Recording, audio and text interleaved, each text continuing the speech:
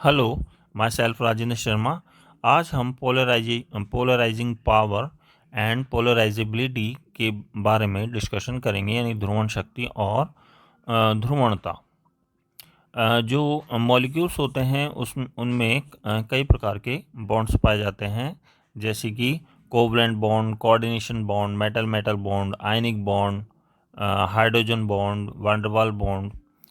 तो जो सहसंयोजक, जैसे सहसंयोजक जो बॉन्ड होते हैं, कोवलेंट बॉन्ड होते हैं, उन्हें हम एक तरीके से मतलब उनको बोल देते हैं कि वो एक कोऑर्डिनेशन या कोवलेंट बॉन्ड है।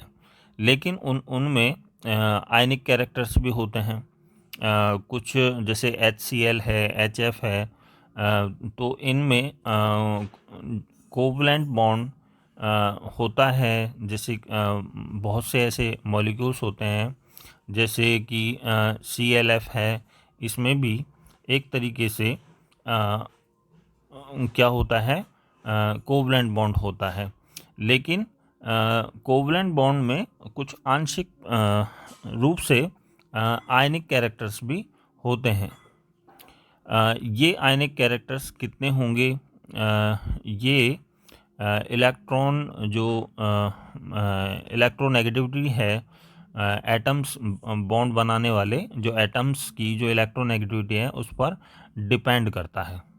इसी तरीके से जो आयनिक बंध बनता है, तो आयनिक बॉन्ड में भी सभी जो आयनिक कंपाउंड्स होते हैं जिनमें आयनिक बॉन्ड होते हैं वो प्योर आयनिक बॉन्ड नहीं होते। उनमें कुछ मात्रा में कोवलेंट कैरेक्टर्स या सहसंयोजी बंध के लक्षण भी होते हैं। ये लक्षण जो होते हैं ये भी जो आयनिक बॉन्ड बनाने में भाग लेने वाले जो आयंस हैं या जो एटम्स हैं, उनकी विद्युत ऋणता, उनका साइज, उन पर जो आवेश होता है उन पर डिपेंड करता है कि उनमें जो कोवलेंट कैरेक्टर्स हैं वो कितने हैं या कितना प्रतिशत है। तो इसी तरीके से जैसे कि एक धनायन है, उस धनायन पर क्या होता है, पॉजिटिव चार्ज होता है। यानी उसके आउटर शेल में से इलेक्ट्रॉन निकलता है किसी एटम में, तो वो धनायन बनता है।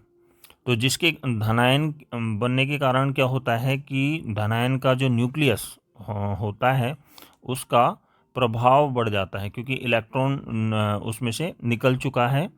तो इसी वजह से धनायन का जो आकार होता है वो ऋणायन की तुलना में या उसके जो एटम है उसकी तुलना में छोटा होता है, जबकि जो ऋणायन है उसका आकार कंपैरेटिवली बड़ा होता है। क्यों होता है बड़ा? क्योंकि ऋणायन बनता है तत्व के आउटर शेल में। एक इलेक्ट्रॉन या एक से अधिक इलेक्ट्रॉन जब जुड़ते हैं तो ऋणायन या एनायन का निर्माण होता है। तो उस पर और अगर मान लीजिए कि इलेक्ट्रॉन चार्ज डेंसिटी बढ़ जाए तो न्यूक्लियस का जो प्रभाव है वो इतना नहीं रहता है और उसमें एक इलेक्ट्रॉन ऐड और हो रहा है। इसी वजह से जो ऋणायन का आकार होता है वो उसके तत्व, जो मूलभूत जो तत्व है उसकी तुलना में बड़ा होता है। तो जब एक धनायन ऋणायन के पास आता है तो उनके बीच में इंटरेक्शन होता है, इलेक्ट्रोमैग्नेटिक इंटरेक्शन। ये जो इंटरेक्शन होता है इसमें क्या होता है कि धनायन का जो न्यूक्लियस है वो ऋणायन के इलेक्ट्रॉन अब्र को अपनी ओर आकर्षित करता है, और ऋणायन का जो न्यूक्लियस है वो धनायन के इलेक्ट्रॉन अब्र को अपनी ओर आकर्षित करता है। और इलेक्ट्रॉन इलेक्ट्रॉन अब्र जो धनायन और ऋणायन के हैं वो एक दूसरे को प्रतिकर्षित करते हैं, रिपल्शन करते हैं, और उनके न्यूक्लियस भी एक दूसरे को रिपल्शन करते हैं। तो अब क्या होता है कि धनायन का आकार तो छोटा है, लेकिन जो ऋणायन है उसका आकार बड़ा है और उससे ऋणायन के आउटर शेल में जो बंधित इलेक्ट्रॉन है उसके ऋणायन के न्यूक्लियस से उनका वो जो आकर्षण का प्रभाव होता है वो इतना ज़्यादा सॉलिड या स्ट्रॉन्ग नहीं होता है। इसी वजह से जो धनायन है वो ऋणायन के इलेक्ट्रॉन अब्र को कंपैरेटिवली अधिक आसानी से अपनी ओर खींचने की कोशिश करता है, आकर्षित करने की कोशिश करता है ऋणायन के न्यूक्लियस की तुलना में, क्योंकि ऋणायन का जो न्यूक्लियस है वो ऑलरेडी अधिक इलेक्ट्रॉनों से घिरा हुआ है, जिसके कारण ऋणायन के न्यूक्लियस का प्रभाव इतना नहीं रहेगा और धनायन का आकार भी छोटा होता है। इसी वजह से जो धनायन होता है वो ऋणायन को ध्रुवित कर देता है, यानी ऋणायन का, अब जैसे ऋणायन और धनायन जो है, अगर एक अलग थलग धनायन या ऋणायन का जो आकार होता है वो गोल माना जाता है, गोल होता है, लेकिन जैसे ही ये एक दूसरे के पास आते हैं, इंटरेक्ट करते हैं, तो जो ऋणायन होता है वो विकृत हो जाता है। धनायन के नाभिक या धनायन का जो नाभिक है वो इलेक्ट्रॉन अभ्र, जो ऋणायन का इलेक्ट्रॉन अभ्र है उसको अपनी ओर आकर्षित करता है, तो ऋणायन का जो आकार है वो गोलाकार से विकृत हो जाता है, गोल नहीं रह पाता, गोलाकार नहीं रह पाता है। इसीलिए धनायन जो होता है वो विकृत करने वाला होता है, जबकि ऋणायन विकृत हो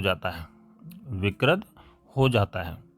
तो इसी आधार पे हम इसको ऐसे कह सकते हैं कि जो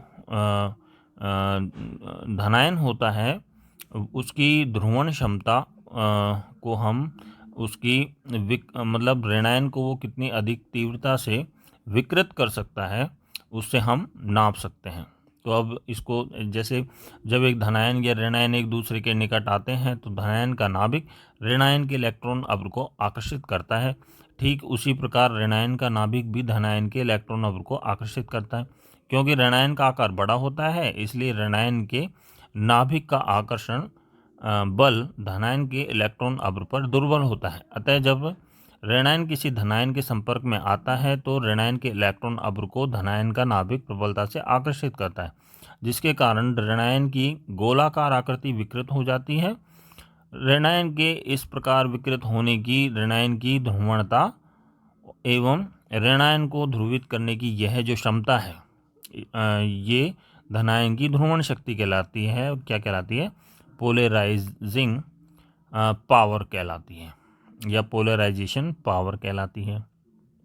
तो पोलराइजेशन जो पावर होती है वो धनायन के लिए होती है, जबकि ध्रुवित कौन होता है? ऋणायन ध्रुवित होता है। तो उसके लिए हम टर्म यूज करते हैं पोलराइजेबिलिटी या ध्रुवणता। कोई धनायन जितनी अधिक क्षमता से किसी ऋणायन को ध्रुवित कर देता है तो उसकी ध्रुवण शक्ति उतनी ही अधिक होती है। इसी प्रकार से कोई ऋणायन जितनी आसानी से ध्रुवित हो जाता है उसकी पोलराइजेबिलिटी भी उतनी अधिक होती है। तो ये नीचे एक डायग्राम बनाया गया है जिसमें गोलाकार धनायन और ऋणायन है। अब ये जैसे ही एक दूसरे के पास आते हैं, इंटरेक्ट करते हैं, तो धनायन जो ऋणायन को क्या कर देता है? विकृत कर देता है, यानी ध्रुवित कर देता है।